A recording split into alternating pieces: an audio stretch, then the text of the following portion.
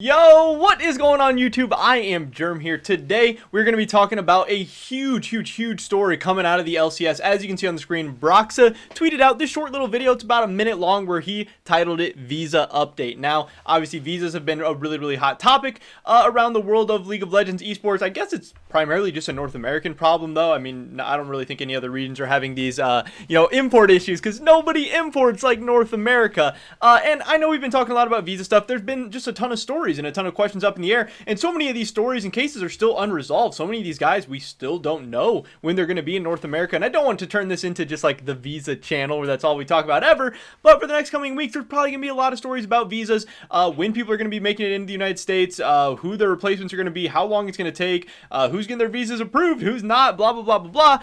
So hopefully you guys can bear with me at that. But before we get into today's video, I just want to mention real quick, if you're not already subscribed, definitely click that subscribe button really quick. We just crossed 5,900 subscribers and 6,000 is next. We are so close, and the stats tell me that there's a 75% chance that you personally are not subscribed. Only 25% of people that watch my videos are actually subscribed. So again, if you want to support me, if you want to help me hit 6,000 subs, click that subscribe button really quick. Also drop a like on this video. That helps me out a ton with the YouTube algorithm as well. With that being said, here we go. Let's see what Broxah has to say. What's the latest news? What's the latest update? I love these stories where we actually get it straight from the player, straight from his mouth. Nothing can be kind of like misinterpreted or anything like that. So let's see what he's got to say. Make sure we got the volume under control. All right, let's go. Hey everyone, this is Broxah here with a visa update for all of you. Unfortunately, right now I don't have super exciting news to tell all of you, since honestly I don't know when I will be able to travel to the US yet, and with how things are shaping up, with how things are looking right now, I probably won't be able to travel before sometime in February, and even that I don't know for sure. So it's a bit of a waiting game really. I'm just home right now, staying strong, trying to keep the mood up, trying to help the team and practice on my own as well as I possibly can, and getting ready for when I can finally go and join my team. And yeah, hopefully I'll be able to go soon enough. Hopefully there's not too much waiting. So yeah, cross your fingers for me, I guess, and let's hope that things are gonna work out well in the end. Hey everyone. So, I mean, a couple of the big takeaways there. Obviously, not good news for CLG, not good news for Broxah, and really not good news for just fans of the LCS overall. Because again, fans of the LCS should want every team to be at full strength. They should want all the players to go over there. Yes, CLG is probably going to be a little bit weaker now, and yes, your favorite team might pick up some free wins against CLG, but in the long run, that is not sustainable.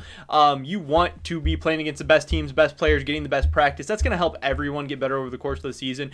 Really, when the whole level of the LCS increases, I mean, it helps out the top teams, helps out the middle teams, helps out the bottom teams. My first thoughts are just that I do definitely feel bad for Broxah. Obviously, he is the same guy who just went through all this stuff last year. I'm sure he and his team wanted to be extra on top of things this year, but it seems like a lot of the problems are coming because of coronavirus related stuff.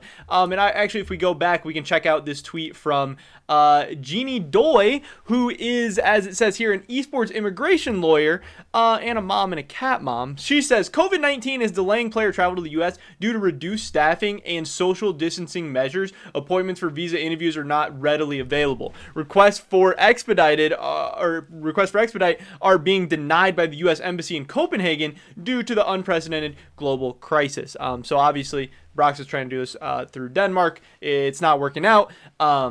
And yeah, I mean, this is just the issues. It really sucks. It's really frustrating because obviously the stuff that he's going through this year is a little bit different than stuff he went through last year. But it's the same thing where some players are able to get their visas done, some teams are able to get their visas done, but for whatever reason, Broxah is just the bad luck guy who this has happened to 2 years in a row. It has to be so frustrating, so demoralizing, because he saw how last year him coming in late hurt his team's performance, hurt his own personal performance, hurt the development of the team. Yes, he missed games in the regular season last season, but he missed out on scrims. He missed out on practices. He missed out on just bonding with his team, becoming a member of the organization, and getting used to the United States and all that. And then you throw in the pandemic along with everything else, and it just made it impossible for him. And it definitely affected both his play and the team's play over the course of the season. I'm not saying if he would have been there at the beginning that he would have been an absolute beast or anything like that by any means, but he could have definitely been better, and Team Liquid definitely could have been better. Now, obviously, this season he was hoping for a fresh start, but it looks like he's getting some of the same stuff.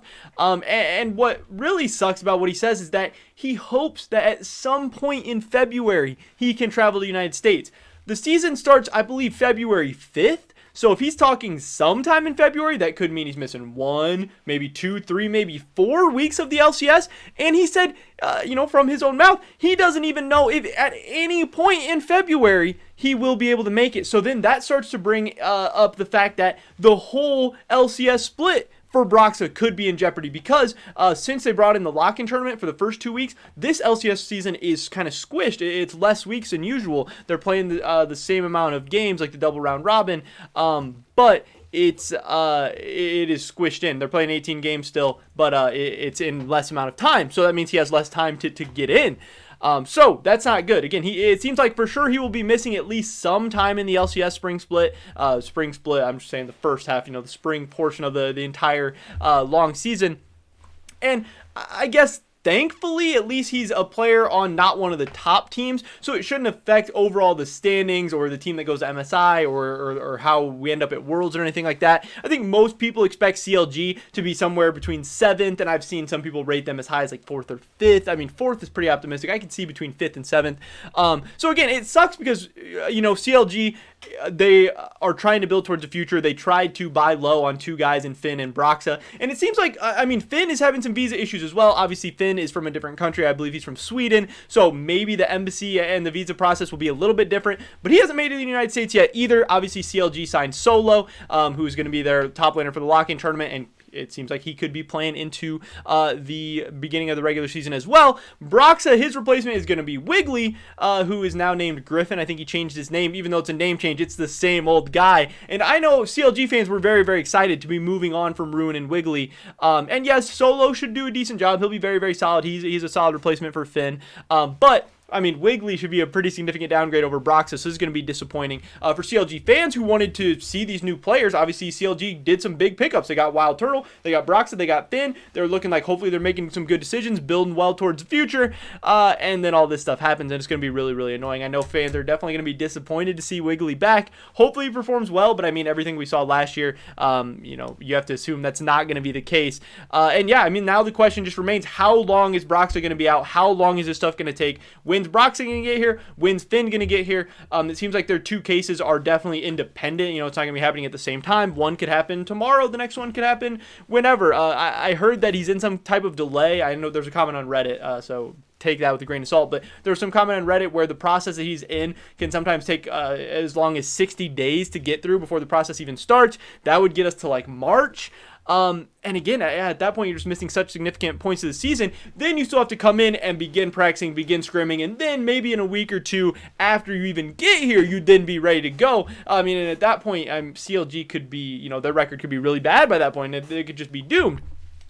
Thankfully, at least, though, hopefully you can get here by summer, and there is a triple round robin in summer where maybe there's enough games where they could start to rebound if things are able to kind of get back together. But again, even once he gets here, having these issues could still have long-lasting effects on his performance, the team's overall performance with him, and just the overall level of play, but also the morale. Man, League is such a mental game. This has to be so frustrating, so annoying, so maddening, so depressing that he's going through all this again whilst going through a global pandemic, whilst trying to be a professional, esports athlete, which is already a very, very stressful, chaotic, and crazy job. He's always under the microscope, especially coming off the season he did last year, where everyone has questions about him. Everybody's pointing fingers at him. Everyone's judging him. Everyone, is kind of taking shots at him. And this is where he wanted to take, he took a chance by going to CLG, and CLG took a chance on him. And they both want to prove that they made the right decision and that they're going to have a big year. And it just sucks that things that are out of their control are just coming up once again. And again, it's so weird that it's happening to this guy, because it does seem like a case-by-case basis. It's so weird that TSM got their players in, Cloud9 got their players in, Team Liquid got Alfari in, but not Santorin, and then some teams are having issues, some teams aren't, some players are having issues, some players aren't. It just really makes no sense. The whole issue, the whole process is so complicated, and again, they're trying to get expedited, visas and stuff, but they're getting denied because things are crazy right now, and there's people all over the world who want to expedite the process and want to speed things up, want to get things under control, and the LCS isn't going to get any special treatment. Esports aren't going to get any special treatment or anything like that.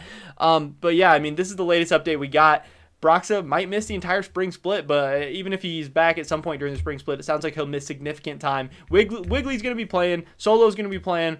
I don't know. I'm just disappointed. I'm sure CLG fans are disappointed. I know the players are disappointed. I'm sure the organization is disappointed as well. And it's just kind of a bad time. I mean, we just got a lot of bad news recently, a lot of crazy stuff going on. And then, we have CLG has some COVID cases. Dignitas has some COVID cases.